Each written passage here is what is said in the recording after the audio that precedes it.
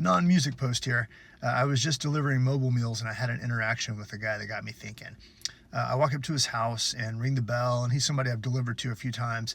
He's in a wheelchair, older guy, and he looks pretty pale.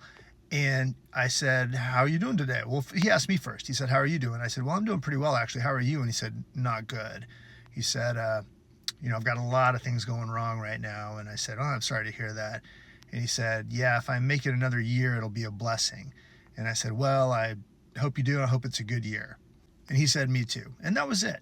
But what got me thinking was how we had a very quick interaction. He knew I had other deliveries to make, but he still kind of told me what was going on, and I appreciated that. It just got me thinking that sometimes you can be honest without the 30-minute conversation that you don't have time for because you have other responsibilities.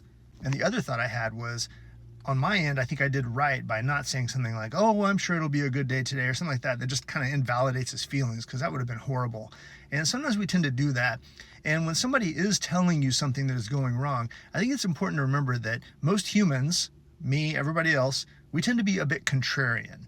And so if you tell somebody, "Oh, no, things aren't going that bad," or, "Hey, look on the bright side," they tend to react against that and say, "Hey, come on, listen to me here. This is bad." But if you agree with them, "Yeah, I can see where you're coming from. That is really rough," and try to listen to them honestly and just affirm what they're saying, then a lot of times they themselves will come back with, "Well, yeah, but it could be worse," or something like that. Now, this isn't for every interaction. Of course, there are times to confront people, to challenge what people are saying, and to accept challenge yourself. But when you realize humans do have this contrarian nature, some of us with more of it than others, and which does work in our favor and against us sometimes. But when we realize this, I think it can help us in having successful interactions.